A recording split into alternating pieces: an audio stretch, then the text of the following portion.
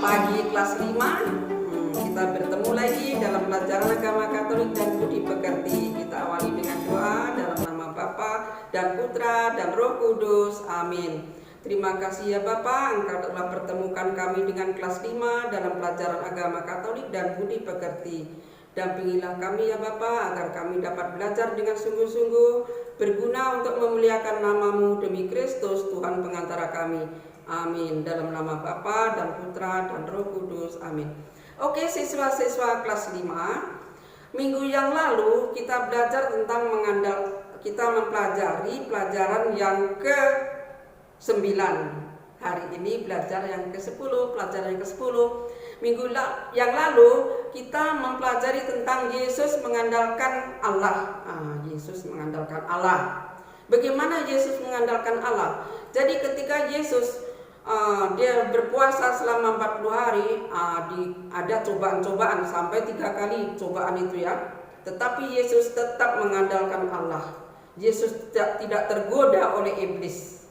Ya, itulah pelajaran yang minggu lalu. Bagaimana kita harus mencontoh Yesus, bahwa itu adalah guru kita, itu adalah yang mulia kita, itu adalah putra Allah. Maka kita harus belajar mengandalkan Allah. Segala sesuatu yang terjadi itu karena Allah. Oke, hari ini kita belajar tentang Yesus mengajarkan pengampunan. Coba bayangin, mengajarkan tentang pengampunan. Kamu tahu enggak sumber dosa? Sumber dosa ini banyak. Serakah, egois, ya, mau menang sendiri, tidak peduli orang lain, tidak mau berbuat baik. Itu adalah sumber dosa, ya. Jadi kadang-kadang perilaku kita, perilaku teman kita, kadang-kadang menyinggung perasaan kita, kita jadi sakit hati. Kalau sakit hati gimana? Kalau hari ini tidak sempat membalasnya, tunggu besok akan saya balas katanya, ya. Jadi kita merasakan besok akan membalas, berarti kita ada rasa dendam. Itu Yesus melarang. Kita tidak boleh merasa dendam. Kita harus lepaskan dia. Kalau dia misalnya menghina kita, dia menyakiti hati kita, dia itu misalnya menganiaya kita. Tapi ketika dia menganiaya kita, dia berbicara keras sama kita, dia menyakiti hati kita, yang sebenarnya orang tadi atau teman tadi tidak tahu apa yang dia lakukan. Kadang-kadang dia tidak sadar. Apakah teman saya nanti tersinggung, teman satu sakit, dia tidak sadar. Maka dengan tidak sadarnya, dengan dia tidak tahu, maka kita harus lapang hati. Kita harus bisa memaafkan, ya. Seperti ajaran Yesus sendiri, katanya, gini ya, mengampuni, ya. Kita mengampuni, kita melepaskan ketegangan hati kita, emosi kita. Yesus mengajarkan kita harus mengasihi musuh, mendoakan orang yang menganiayamu. Bayangin, kita mengasihi musuh, mendoakan orang yang menganiaya kamu.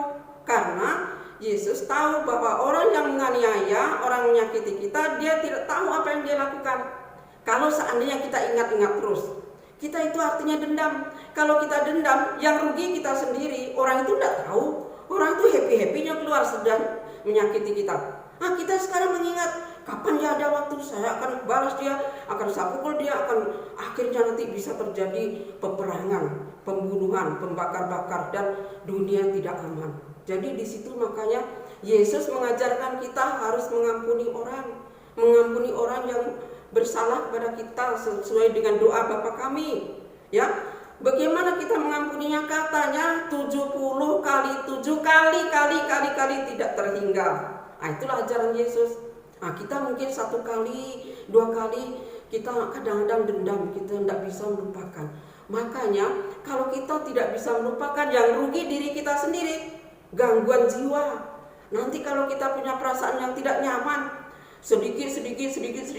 Kalau kita menabung sedikit demi sedikit, lama-lama jadi bukit. Kalau kita menabung dengan perasaan tidak enak, sedikit lama-lama menjadi stres berat, menjadi depresi, menjadi berbuat sesuatu yang tidak diinginkan. Siapa yang rugi?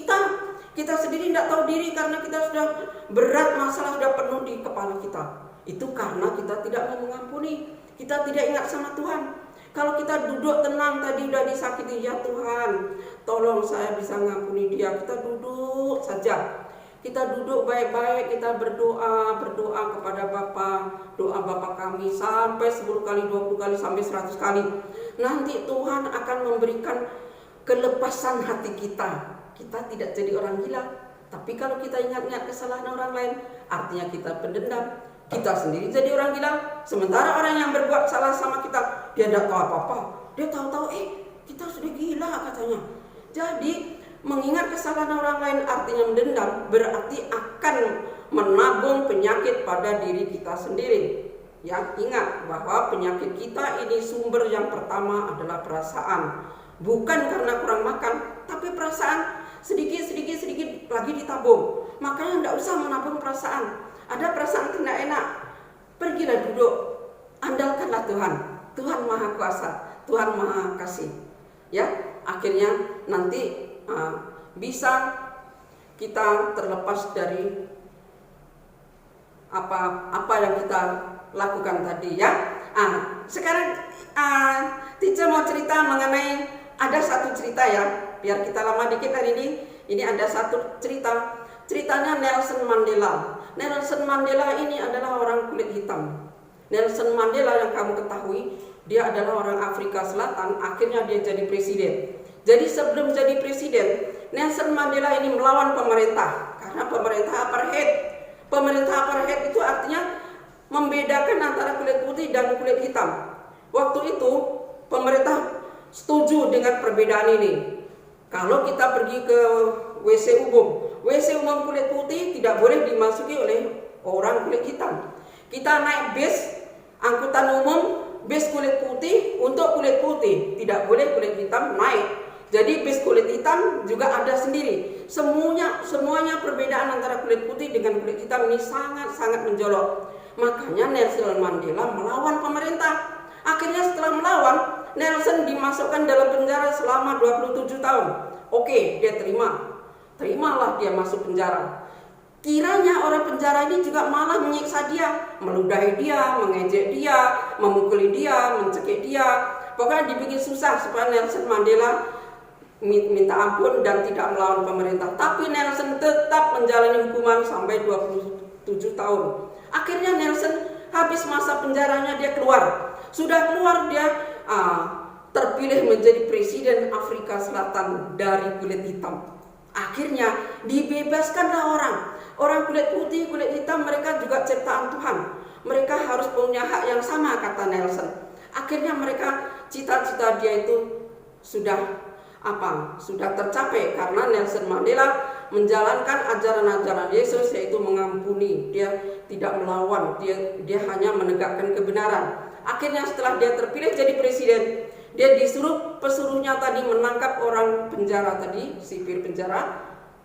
Jadi kata orang sipir ini ditangkap, dia akan dihukum atau diadili sesuka hati presiden.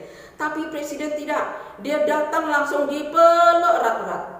Dia menyadarkan sama orang itu bahwa dia bukannya akan balas dendam, tetapi dia akan bersatu, akan mengajak. Tidak boleh membedakan antara warna kulit karena semuanya adalah berasal dari Tuhan. Demikianlah cerita sedikit tentang Nelson Mandela. Akhirnya sampai sekarang ini antara kulit putih dan kulit hitam mereka sudah tertib, mereka mau bekerja sama, mereka saling damai, saling hidup di dunia ini. Tidak ada mereka perasaan-perasaan yang berbeda dan salah dendam atau egois tadi. Jadi pelajaran hari ini ujung-ujungnya kita harus berani mengampuni sampai 70 kali 7 kali. Karena kalau kita tidak mengampuni, akhirnya kita sendiri yang akan rugi. Bisa jadi orang gila, bisa jadi sakit, yang macam. Jadi supaya kita damai hati kita, supaya dunia ini damai, dunia ini tertib, berawal dari diri kita sendiri. Kita harus damai dalam diri kita, tidak boleh mengingat-ingat kesalahan orang lain, supaya kita juga damai bersama Tuhan. Oke, pelajaran hari ini kita tutup sampai di sini. Kemudian tugasnya adalah yang pertama, mengapa kita harus mengampuni? Karang sendiri, kenapa harus mengampuni ya? Yang kedua, apa yang kamu rasakan ketika kamu tidak mau memaafkan orang yang bersalah? apa yang kamu rasakan. Jadi perasaan kamu yang akan kamu gugah. Bagaimana ketika kamu ingat-ingat kesalahan orang lain? Gitu. Nomor 3, tulislah satu contoh yang harus kamu ingat dalam pelajaran hari ini. Misalnya apa yang kamu ingat? Teacher ulang sekali lagi bahwa kita harus mengampuni. Itulah yang kita ingat. Oke, kita tutup dengan doa dalam nama Bapa dan Putra dan Roh Kudus. Amin. Terima kasih ya Bapa, Engkau telah mendampingi kami dalam pelajaran hari ini. Dampingilah Bapa agar kami selalu mengampuni kepada orang yang bersalah kepada kami. Demi Kristus Tuhan pengantara kami. Amin. Dalam nama Bapa dan Putra dan Roh Kudus. Amin.